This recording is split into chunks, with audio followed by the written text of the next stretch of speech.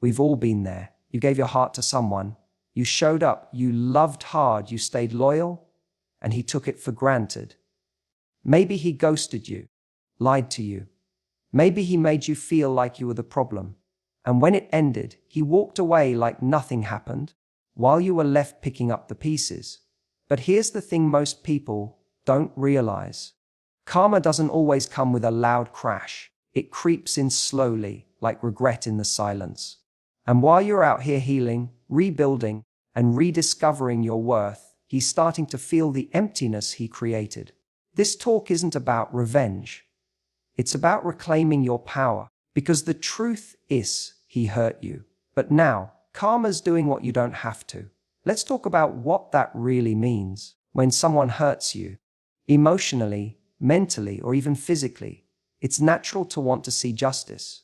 We want them to feel the pain they caused us. We want closure, apology, recognition, something. But the truth is, karma doesn't work on our timeline.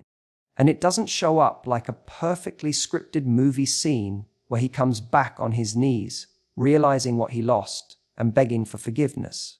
Karma isn't about revenge. It's not about wishing bad things on someone. It's about consequences. It's about life catching up to people in a way that makes them face themselves, not just the damage they've caused to others. When someone hurts you, especially someone you trusted, it creates a wound. And often we focus so much on how unfair it is, that he walked away unaffected, that he's out living his life like nothing happened, that he never apologized, that we forget one important thing: you're healing, and he's avoiding. And that's where karma begins. Because you're feeling everything. You're processing, you're growing, you're learning to never accept that kind of treatment again. But he's not dealing with it. He's either pretending he didn't do anything wrong, or surrounding himself with distractions so he doesn't have to think about it. And that avoidance, that eventually becomes a prison. You see, karma often shows up when the noise fades, when he's alone, when things aren't going as planned, when he starts wondering why meaningful relationships keep slipping through his fingers. That's when it hits, not in some obvious, catastrophic way, but in the realization that the connection he once had with you was rare, that your loyalty, your softness, your support, they weren't something he was owed. They were gifts, and he mishandled them. What people get wrong is thinking karma is about external punishment, like he cheated, so now someone will cheat on him. Or he ghosted me, so someone's going to ghost him. That's not always how it plays out. Sometimes karma looks like him getting everything he thought he wanted and still feeling empty.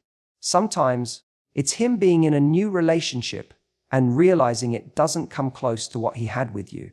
Sometimes karma is just regret and not having access to you anymore. But here's the real truth: in karma doesn't even need you to participate.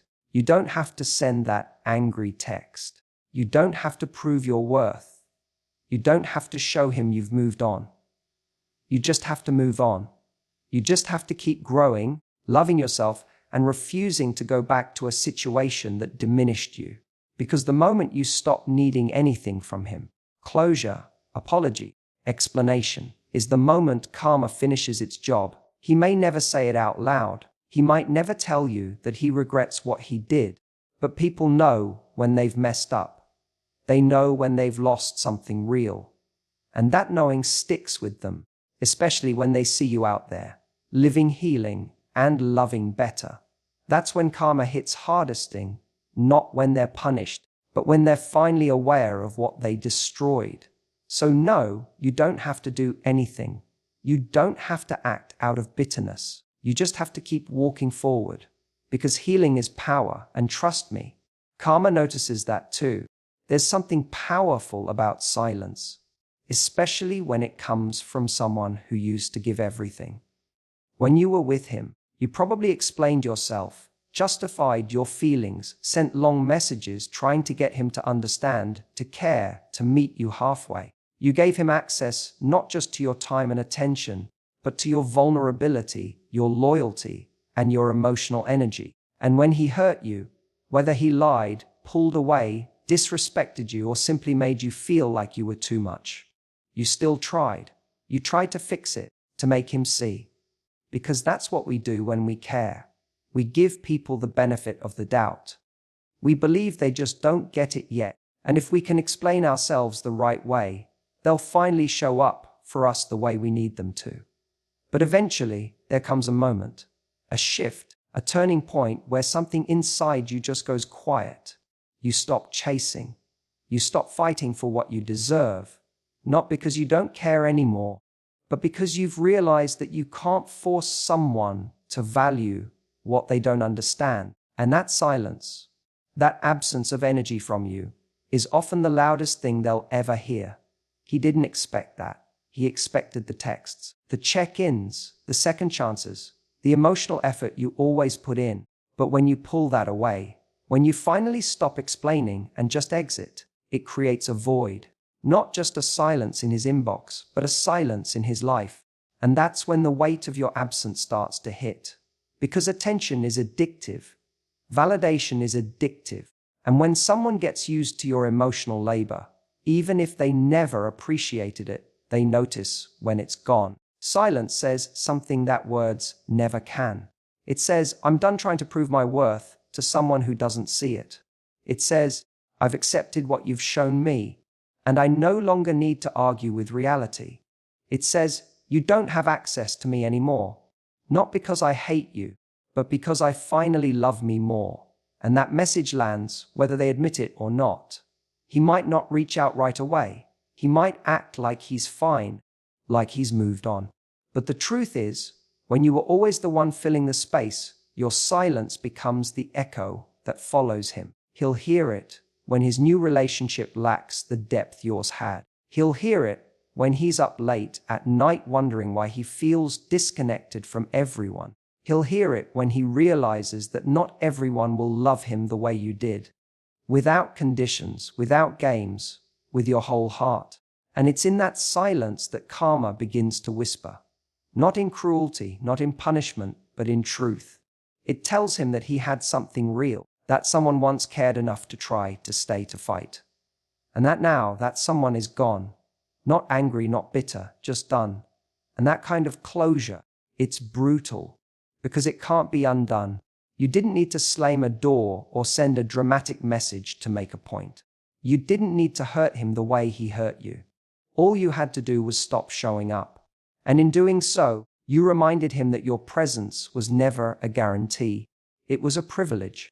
One he lost when he chose to ignore everything you brought to the table. So while you're out there, finally focusing on yourself, rebuilding, and choosing peace over chaos, he's left sitting in the aftermath of everything he didn't value.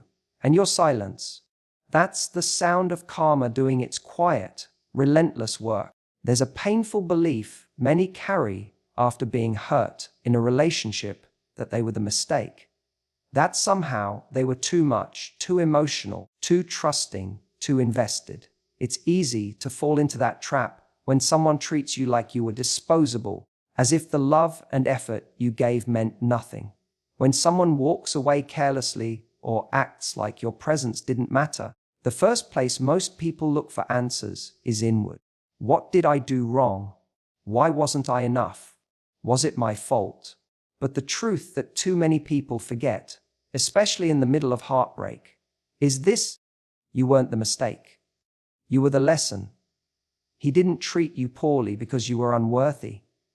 He treated you poorly because he wasn't ready, wasn't honest, or wasn't capable of showing up in a real, mature way.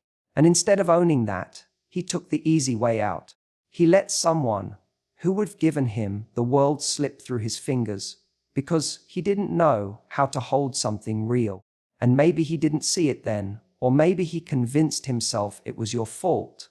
But at some point, life has a way of making people face the truth, especially when they're the ones who ran from it. You were the one who showed him what real love looks like. The one who stayed when things got hard. The one who communicated, made the effort, tried to understand him, encouraged him, and believed in him. And while he may have dismissed that or taken it for granted at the time, there will come a moment. Maybe when he's with someone else who doesn't care the way you did. Or maybe when he's alone. That he remembers. He remembers the way you loved him. He remembers how you forgave him more times than you should have. He remembers the way you believed in him even when he gave you reasons not to. And that memory, that's where the lesson starts. Because in hindsight, you become the mirror he can't avoid. A reflection of what he could have had, if only he'd treated you with the same care you offered him. And that's not about revenge. It's not about hoping he suffers. It's about recognizing your value, even if he didn't. You were not the person he should have figured out how to handle. You were the person he should have risen to meet. And if he failed to do that, it's not a statement about your worth. It's a statement about his readiness. Being the lesson means that your presence left a mark, that you showed him something meaningful, something he can't unlearn, and the pain he feels when he realizes what he lost. That's not yours to carry. That's his growth. That's his karma. You're not obligated to be there when it finally clicks. You're not required to give him another chance because he now understands what you meant to him. That clarity came too late. And you've already done the hardest part. You gave your love, you took the risk, and when it wasn't returned with the same energy, you walked away. So let him learn. Let life teach him in the ways you no longer have to. You don't need to explain your value to someone who couldn't see it when it mattered. Because one day, he'll understand that losing you wasn't just losing a relationship. It was losing the rare kind of love people spend years trying to find again. And when that realization comes, it won't make you the mistake. It will make you the moment that changed everything. There's a kind of healing that happens quietly. When you stop focusing on what he did, how he hurt you, or whether he regrets it, and instead start pouring all that energy back into yourself. In the beginning, it feels impossible. Your mind is still circling back to the past, replaying conversations, trying to understand how someone who claimed to care about you could let you go so easily.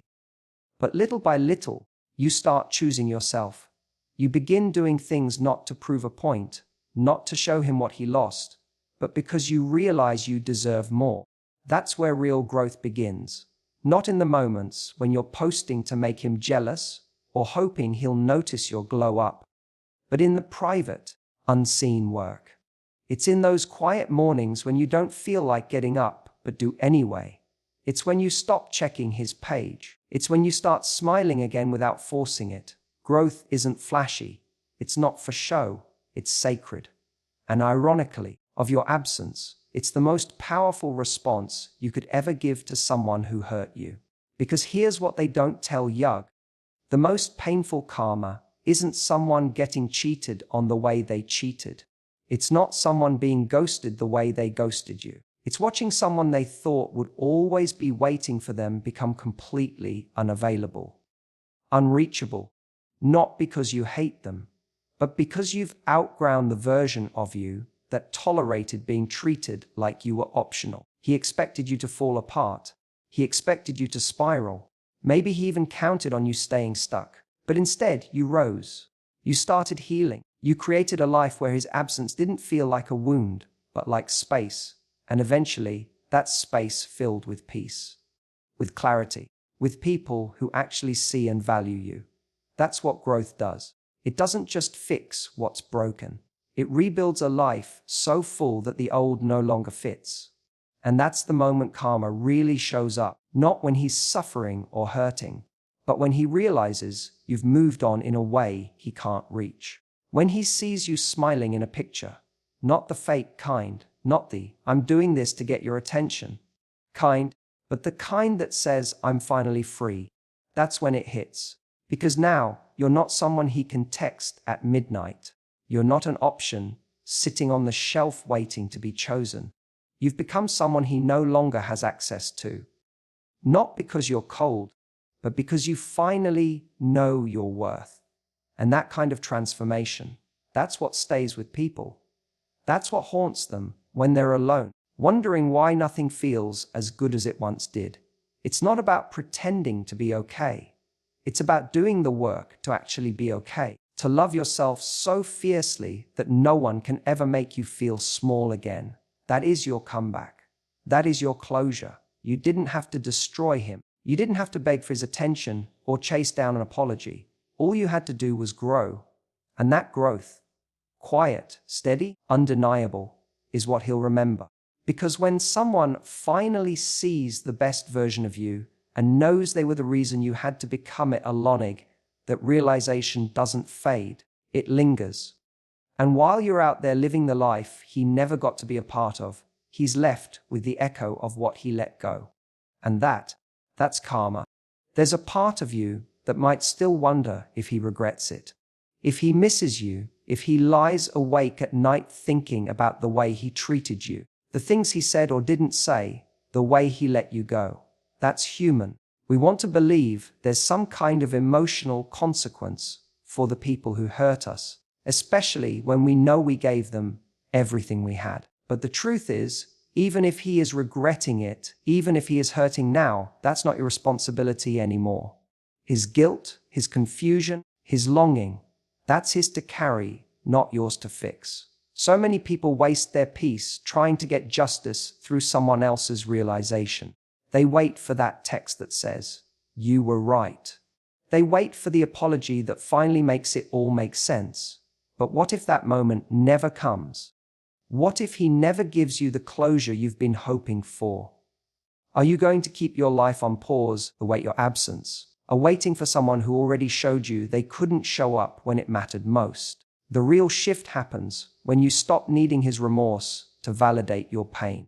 When you realize that just because someone doesn't acknowledge what they did, doesn't mean it didn't hurt. Just because they don't apologize, doesn't mean your feelings weren't valid. And just because they move on quickly, doesn't mean they're at peace.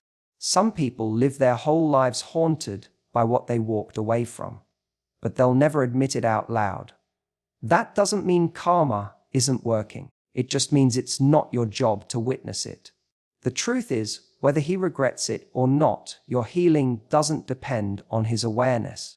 It depends on you making the choice to protect your peace, to let go of the narrative where he one day comes back with open arms, realizing your worth. That's a fantasy, and you deserve reality, a life where you are valued now, not later. A love that sees you clearly in the moment, not in hindsight. And honestly, what would you even do with that regret if he brought it to your doorstep tomorrow? Would it change the fact that he didn't choose you when it mattered? Would it make up for the nights you cried, the anxiety you carried, the way you questioned yourself because of how he treated you? Regret doesn't rebuild trust. It doesn't undo damage. It doesn't mean he's suddenly worthy of another chance. It just means he's finally starting to feel the consequences of his own actions. And here's the part people don't talk about enough sometimes. The most empowering thing you can do is not respond. Not open the door again. Not let the same person who broke you think they have permission to re-enter just because they're finally uncomfortable. You've done your part. You showed up. You cared. You stayed longer than you should have. Now it's his turn to sit with the silence and figure out what he lost, without expecting you to help him feel better about it. You don't need revenge. You don't need closure from someone who was careless with your heart. You need peace, and peace isn't loud. It's not flashy. It's quiet, consistent, and strong. It's knowing you survived something that tried to dim your light, and you're shining anyway. So if he's out there regretting it, good, let him. But let him regret it on the other side of your boundaries, because you're not a second chance. You're a once in a lifetime, and it's not your job to help him realize that. There's this moment after heartbreak where you sit and wait for something, a message, an apology, a conversation that finally gives you closure. You think, if he would just say sorry, I could move on. That longing for closure can feel as heavy as the breakup itself. It becomes a loop, replaying what happened, imagining what you'd say if he reached out, wondering if he ever even felt sorry. But real closure doesn't come from someone else saying the right thing. It comes from within you, from clarity, not conversation. He might never admit what he did. He might never apologize. And if he does, it might come too late, or in a way that still centers him and not your pain. Some people say sorry not because they understand what they did, but because they're uncomfortable with guilt. That kind of apology doesn't heal. It just reopens the wound. Waiting on that moment gives him power. And you've already given enough. Closure is often romanticized as this emotional breakthrough that comes when the other person finally acknowledges your worth. But the truth is, closure is usually quiet. It's not something someone else gives you. It's the decision to accept what happened, even without an explanation. It's the moment you realize that no amount of talking, texting, or rehashing is going to change how things ended, or who someone revealed themselves to be. When someone hurts you, especially someone you trusted, your mind naturally wants answers. It wants to make sense of the confusion, to find a reason. But you don't need a reason to honor your feelings. You don't need their words to validate your experience. You can close the chapter not because everything is resolved, but because you deserve to move on even when it's not. Real closure is you deciding to stop waiting. It's you realizing that you don't need him to recognize your worth for it to exist. It's you choosing yourself, even when someone else didn't. It's not about revenge or pretending you're unaffected.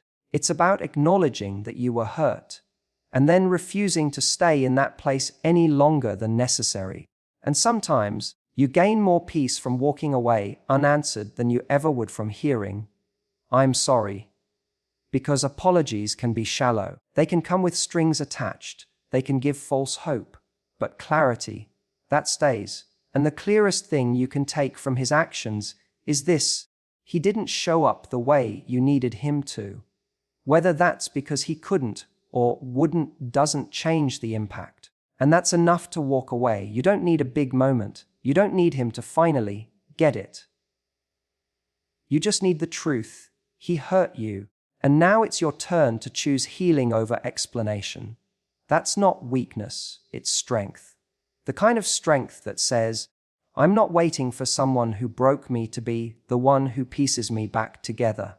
Let him live with whatever regret or understanding may come. That's his road to walk. Yours is forward, toward people who don't need to be taught how to treat you, toward love that doesn't make you question your value, toward peace that doesn't depend on someone else doing the right thing. Closure isn't about a final word, it's about a final decision. And when you choose to stop needing anything from him, that's when you get your power back. Not because he gave it to you, but because you remembered it was yours all along. So maybe he never apologized, maybe he never looked back, or maybe now he is quietly hurting, silently regretting, watching from a distance as you become everything he didn't have the capacity to appreciate. But here's what matters most. You're no longer waiting for karma. You became the karma. You chose peace over pain, growth over bitterness. You let your silence speak. You let his absence be the lesson. And instead of chasing justice, you built a life so full, so grounded, so beautiful, he doesn't get to touch it anymore. This isn't about him anymore. It's about you. What you survived, what you've built, what you're still becoming. He may finally be hurting now, but you're healing. You're glowing. You're moving forward. And that is the kind of closure no apology could ever give you.